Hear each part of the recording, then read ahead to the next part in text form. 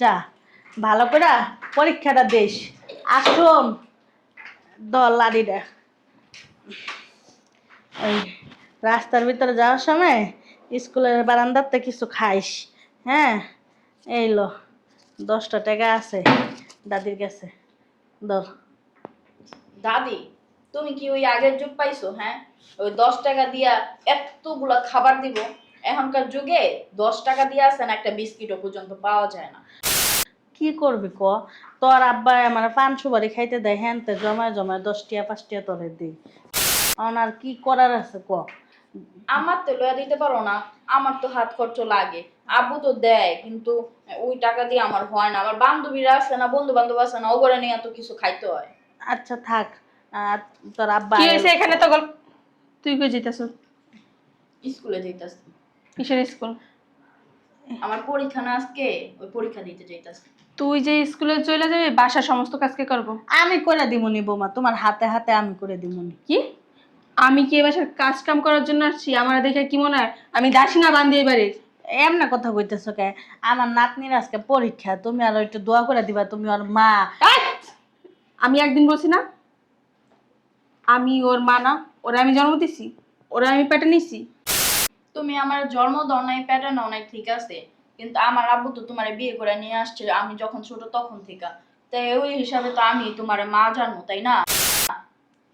তো থুত না, বিরক্ত করে দেবো বৌমা। বেদবের বাচ্চা। তোরা একদিন বলছি না তুই আমার মা বলবি না, ম্যাডাম বলবি ম্যাডাম। শোনো আর আপনি কাজ করবেন, আপনার তো নিজের লড়তেই লাগে 9 দিন, আপনি আবার কি কাজ করবেন করেন? কোথাও যাবে বৌমা, বৌমা শোনো, আজকে ওর পরীক্ষা মা, তুমি এমন করো পরীক্ষা না। দিয়ে কি জজ ব্যারিস্টার যাবো? এই যে বই খাতা সব আলমারিতে নিয়ে আমি তালা মারতেছি, কোথাও যাবে না। আই যা, ঘরের কাজ শেষ কর। বৌমা শোনো, আমি আপনি জানতো একটা কাজ করো আমো, আমি পরীক্ষাটা দিয়ে এরপর সব কাম কাজ করে দিতেছি। কোনো পরীক্ষা দেওয়া হইব না। আমি এইগুলা নিয়ে এখন আলমারিতে তালা মারি রাখুন, গিয়া ঘরের সমস্ত কাজ। বৌমা আর আপনারা বলতেছি নেক্সট টাইম যদি ওই যে ওই ফকিনি ছোট লোকের বাচ্চার জন্য কিছু বলেন না আমারে, আপনার কপালে শনি গাড়া দিব। শোনো বৌমা, একটা কথা বলি তোমাদের। আল্লাহ বুঝা হুনে মানুষের সন্তান দান করে। কি লেগে জানো? সন্তান হইলো আল্লাহর একটা নিয়ামত। আর এই যে দেখো, তোমার 10 বছর হয়ে যাইতেছে, বিয়ে হইছে, এখনো পর্যন্ত একটা বাচ্চার মুখ তুমি দেখতে পারো নাই। আম্মা, মুখ সামলে কথা বলেন। নেক্সট টাইম যদি বাচ্চা বাচ্চা নিয়ে কথা বলেন না, আমার বাসা থেকে আপনারা বের করেন। আমার বাচ্চা মানে আপনারা বলছে? হ্যাঁ, আমি বাচ্চা নেই না এই কারণে হয় না। যান কাজ করেন। বাচ্চা হইব কেমনে? তুমি তো বাচ্চাদের মর্মতা দিতে পারো না। বাচ্চার মুখ দেখবা কেমনে? তুমি তো বাচ্চাদের ভালোবাসতে জানো না। বাচ্চা হইব কেমনে? বাচ্চাদের যে স্নেহ মমতা ওটা তোমার ভিতরে না। আপনি যে এত বুঝেন, হ্যাঁ, আপনার ঘরে তাহলে একটা সন্তান কেন? আলিতে আলিতে হইতে পারলেন না, তাহলে ওগুলোর ঘরে গিয়ে থাকতেন। একটার ঘরে পড়েছেন কি লিগা? আর আপনার ওই যে বৌমা আগে যেটা মরছে ওটার লগে নাতিনটা দিয়ে দিতে পারলেন না, তাইলে তো আমি বাঁচতাম, মুক্তি পাইতাম।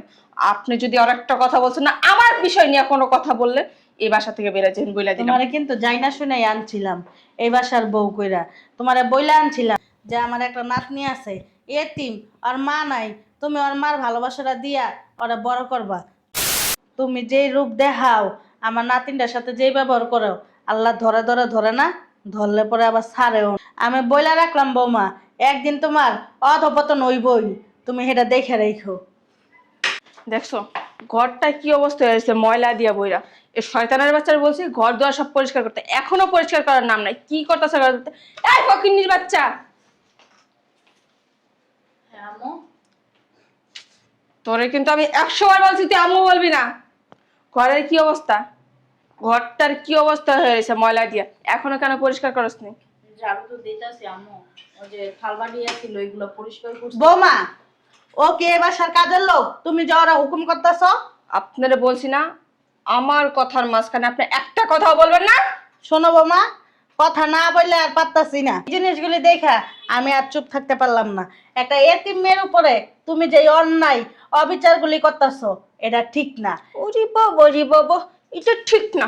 আপনি যখন এতই গায়ে লাগে, এতই জলে, বাইরে যান না, আমার বাসাতে বাইরে গিয়ে ভিক্ষা করে রাখার নাতেন নিয়ে আপনার পায়ে ধরে আমি রাখছি।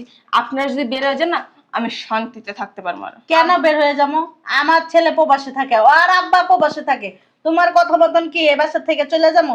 আমার ছেলে আমার জন্য মাসে 50,000 টাকা করে পাঠায়, আমার নাতনির জন্য আরো 50,000 টাকা করে পাঠায়, আমার নাতনির পড়ালেখার জন্য আরো 50,000 টাকা করে ওরে বাবা পাঠায়। রে বাবা, যেইভাবে বলতেছেন মনে হইতেছে আপনার ছেলে ওই বিদেশের প্রেসিডেন্ট। হ্যাঁ, উনি লাখ লাখ টাকা কোটি কোটি টাকা ইনকাম করে, আপনাদের জন্য মাসে বরাদ্দ 50 লাখ 1 লাখ 1 কোটি কোটি না?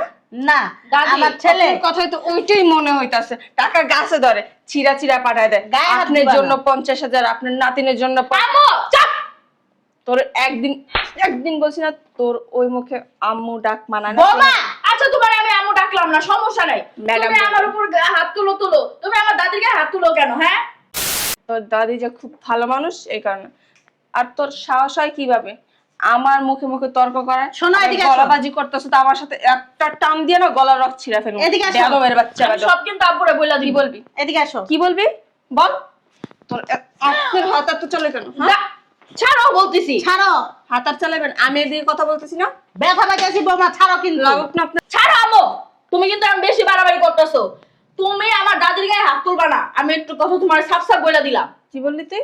হ্যাঁ, আমারটা খায়া আমারটা পয়রা আমার বাসায় থেকে তুই আমার সাথে উচ্চ স্বরে কথা বলার সাহস কিভাবে পাস? তোমারটা খায় না, আমার ছেলেরটা খায়। আপনারে করে পরে দেখেছি দেখুন আপনার বৌমা, বৌমা ছাড়ো কিন্তু। অনেক গলা বাসে তোর না, অনেক গলা বাসে। আজকে দেখ তোর একদিন কি আর আমার একদিন, গরম খুঁজছিস।